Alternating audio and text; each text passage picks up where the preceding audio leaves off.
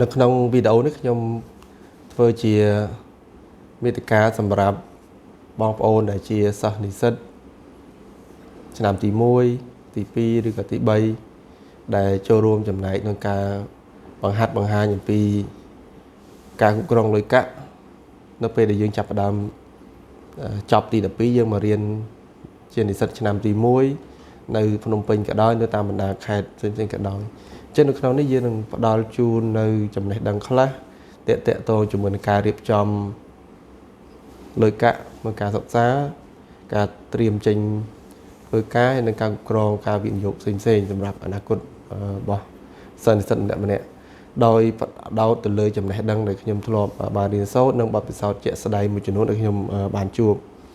អញ្ចឹងខ្ញុំឆ្លៀតពេលតំណែងវិការងារម៉ោងសម្រាប់ម៉ោងញ៉ាំបាយហើយអញ្ចឹងខ្ញុំក៏ឆ្លៀតចូលរួមធ្វើជាវីដេអូនេះសម្រាប់បងប្អូននិស្សិតអញ្ចឹងអ្វីដែលខ្ញុំនឹងចែករំលែកគឺមាន10វីដេអូដែលផ្ដោតសំខាន់លើបងប្អូនទី1គឺយើងនឹងផ្ដោតអំពីការគ្រប់គ្រងលុយរបស់និស្សិតឆ្នាំទី1តើយើងគ្រប់គ្រងវាបែបម៉េចទី2តកតងជាមួយនឹងការសន្សំលុយដែលយើងគួរតែសាកល្បងនៅពេលដែលយើងសិក្សាទី3ការស្វែងរកនៅអាហារូបករណ៍ផ្សេងតើយើងរកអាហារូបករណ៍ហ្នឹងតាមវិធីណាទើបយើងដឹងពីព័ត៌មានសិក្សារបស់យើងទី4យើងតាក់ទងអំពីការងារក្រៅម៉ោងដែលយើងសាកសមយើងគិតថាអាចធ្វើការបដាយើងអាចមានការងារផងយើងអាចសិក្សាផងយើងអាចមានចំណូលដើម្បីចិញ្ចឹមខ្លួនឯងដើម្បីកាត់បន្ថយការចំណាយរបស់ឪពុកម្ដាយទី5តាក់ទងជាមួយនឹងការរៀបចំកញ្ចប់ថវិកាប្រចាំខែតើយើងគួររៀបចំ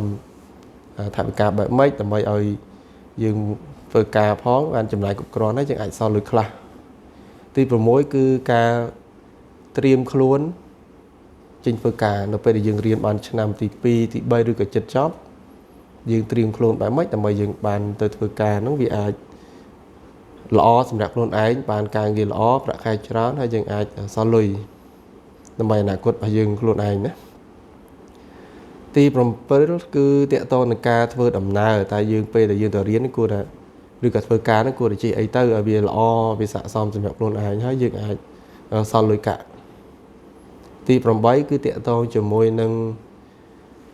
ហិរញ្ញវត្ថុដែលយើងត្រូវប្រុងប្រយ័ត្នគឺធ្វើយ៉ាងណាកុំឲ្យចាញ់បោកគេហ្នឹងអ្វីដែលយើងត្រូវយល់ដឹងទី9គឺការវិនិយោគតិចតួចយើងមានការងារយើងមានការចាយគ្រប់គ្រាន់មានចំណូលសមរម្យហើយយើងសល់លុយខ្លះយើងចង់វិនិយោគដើម្បីយើងរីកចម្រើននៅថ្ងៃអនាគតចាត់ដូចជាមានមុខរបរមួយខ្លួនឯងដំបូងតិចតួចតើយើងគួរវិនិយោគទៅលើអីទី10គឺការគ្រប់គ្រងលុយដែលយើងនឹងរៀនសូត្រអំពីមនុស្សចំនួនមុនឬមួយក៏ថាពីរៀនច្បងផ្សេងដែលគឺការចែករំលែកនៃចំណេះដឹងយើងរៀនពីមនុស្សដែលជាគំរូមួយចំនួនអញ្ចឹងទាំង10នេះខ្ញុំគិតថាអាចនឹងជួយបងប្អូនបានមួយចំណែកដើម្បីឲ្យអនាគតការប្រសើរដើម្បីចូលរួមអភិវឌ្ឍធនធានមនុស្សក្នុងសង្គមរបស់យើងអញ្ចឹងបើសិនបើអ្នកទាំងអស់គ្នាដែលកំពុងទស្សនាឬមួយក៏បងប្អូនជានិស្សិតឆ្នាំទី1ដែលចង់តាមដានវីដេអូបន្តទៀតឡើងលម្អិតនឹងអាចចុច Subscribe នៅក្នុង YouTube Channel នេះបានខ្ញុំនឹងលម្អិតមួយជូនដល់បងប្អូនអញ្ចឹងយើងនឹងចាប់ផ្ដើមពីចំណុចទី1ទៅលើថានិស្សិតឆ្នាំទី1គួរគ្រប់គ្រងលុយបែបម៉េចនេះគឺជាចំណុចទីផ្ដើមទី1ការគ្រប់គ្រងទៅលើលុយកាក់ព្រោះថាពេលដែលនិស្សិតទៅតែចាប់ផ្ដើមចូលរៀននៅសាកលវិទ្យាល័យដំបូងគឺយើងអត់មានប្រាក់ខែមានអីទេអានេះខ្ញុំនិយាយថាមនុស្សភាគច្រើនគឺពឹងទៅលើឪពុកម្ដាយជាអ្នកផ្ញើសាច់ប្រាក់ពីស្រុកមកឲ្យទៀតថាក្នុងមួយខែគាត់ផ្ដល់ជូនតាមចំនួនណាមួយអាស្រ័យទៅតាមស្ថានភាពគ្រួសារ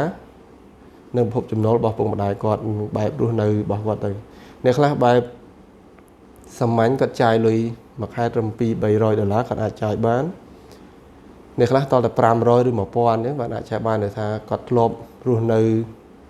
បែបរបស់គាត់មុនពេលដែលគាត់មកសិក្សាឆ្នាំទី1នៅភ្នំពេញឬក៏បណ្ដាខេត្តជាដើម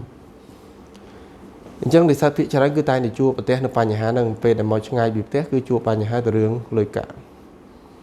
អញ្ចឹងដើម្បីកុំឲ្យមានបញ្ហារឿងលុយកាក់អ្វីដែលយើងគួរធ្វើគឺយើងត្រូវកំណត់អំពីចំណូលនិងចំណាយរបស់យើងសិនតើនិស្សិតបានចំណូលមកពីខាងណានិស្សិតចំណូលរបស់គាត់គឺបានពីឪពុកម្ដាយជាអ្នកផ្គត់ផ្គង់ពីផ្ទះភាគច្រើនគឺ 100% ឧទាហរណ៍ថាឥឡូវឪពុកម្ដាយផ្ញើសាច់ប្រាក់ជូន$100អញ្ចឹងយើងគួរតែបែងចែកដឹងថាតើចំណាយណាខ្លះដែលចាំបាច់ឧទាហរណ៍មានថ្លៃជួលផ្ទះថ្លៃចាក់សាំងម៉ូតូទៅសិក្សាទិញសម្ភារៈនិងថ្លៃម្ហូបអាហារការស្លៀកពាក់និងការចំណាយកំសាន្តផ្សេងមួយចំនួនដែលយើងចាំបាច់ក្នុងប្រចាំខែរបស់យើងអញ្ចឹងដើម្បីកុំឲ្យខ្វះខាតទៅលើបញ្ហារ៉ៃតប្រចាំខែនេះគឺនិស្សិតគឺត្រូវតែបែងចែកចំណូលនិងចំណាយឲ្យបានច្បាស់លាស់ហើយធ្វើយ៉ាងណាកុំឲ្យវាហួសកំណត់ឧទាហរណ៍ថាខ្ញុំឧទាហរណ៍លេខតូចមួយចុះទី$100ចំណាយប្រចាំខែឧទាហរណ៍យើងចំណាយលើការហូបចុកអស់$50អញ្ចឹងការចំណាយហ្នឹងធ្វើមិនកុំឲ្យលើសពី50ឧទាហរណ៍ថ្លៃជួលផ្ទះ$20អញ្ចឹងយើងជួលផ្ទះហ្នឹងគឺចំណាយ20បូកថ្លៃហូបចុក50គឺអស់70មួយទៀតការធ្វើដំណើរគឺថាយើងទៅធ្វើការឬទៅសំទោសមានថាយើងចាក់សាំងម៉ូតូទៅសាលាយើងព្យាយាមព្យាករថាឥឡូវយើងអស់$20អញ្ចឹងយើងកុំប្រើប្រាស់ខ្ជិះខ្ជាយទៅលើការជិះដើរលេងឬក៏ជិះទៅណាដែលយើងមិនចាំបាច់ដែលបង្កើនការចំណាយផ្សេងអញ្ចឹងគឺគ្រប់គ្រងការចំណាយរបស់យើងឲ្យបានត្រឹមត្រូវឧទាហរណ៍យើងទិញសម្លៀកបំពាក់$10អញ្ចឹងយើងកុំឲ្យប៉ះពាល់កញ្ចប់ណាមួយទៀតដូចជាម្រាមដៃរបស់យើងអញ្ចឹងចំណាយមួយនេះទៅលើការស្លៀកពាក់ចំណាយមួយផ្នែកទៅលើសម្ភារៈសិក្សាសាំងម៉ូតូស្នាក់នៅការញ៉ាំធ្វើម៉េចយើងបែងវាជាផ្នែកឲ្យហើយអញ្ចឹងយើងការចាយប្រចាំខែកុំឲ្យលើសផ្នែកណាមួយអញ្ចឹងគឺយើងនឹងអាចគ្រប់គ្រងការចំណាយបានមួយផ្នែកហើយយើងក៏មិនសូវមានបន្ទុកខ្លាំងទៅលើការចំណាយដែលយើងត្រូវទាមទារលុយពីឪពុកម្ដាយបន្ថែមដែរអញ្ចឹងនេះគ្រាន់តែជាកន្លឹះចំណុចទី1ដែលខ្ញុំចង់បង្ហាញឲ្យបងប្អូននិស្សិតដឹងថាយើងគួរតែគ្រប់គ្រងអារម្មណ៍របស់យើងในការចាយវាយើងកុំសម្ភារៈនិយមច្រើនដែលវាប៉ះពាល់លើការចំណាយផ្សេងពីព្រោះថាលុយវានឹងលំបាករកសម្រាប់បងប្អូនមួយចំនួនដែលគាត់នៅជនបទគាត់នៅកន្លែងដែលការងាររបស់គាត់ប្រភពចំណូលតិចហើយយើងជាសិស្សនិស្សិតមកនៅទីក្រុងយើងអាចមានចំណាយច្រើនតាមតែអារម្មណ៍របស់យើងវាអាចប៉ះពាល់ដល់ឪពុកម្ដាយដែលគាត់ខំរកប្រាក់ដើម្បីឲ្យយើងបន្តការសិក្សាអញ្ចឹងនេះគឺជាចំណុចទី1ហើយយើងនឹងជួបគ្នាក្នុងចំណុចបន្តទៀតដោយសារតែខ្ញុំទៅដល់ម៉ោងចូលធ្វើការវិញដែរអញ្ចឹងខ្ញុំជាលីពេញខ្ញុំនឹងបង្ហាញជូននៅក្នុងវីដេអូទី2ដែលតាក់ទងជាមួយនឹងពិធីសន្សំប្រាក់មួយចំនួនដែលយើងគួរសាកល្បងដើម្បីឲ្យសល់លុយ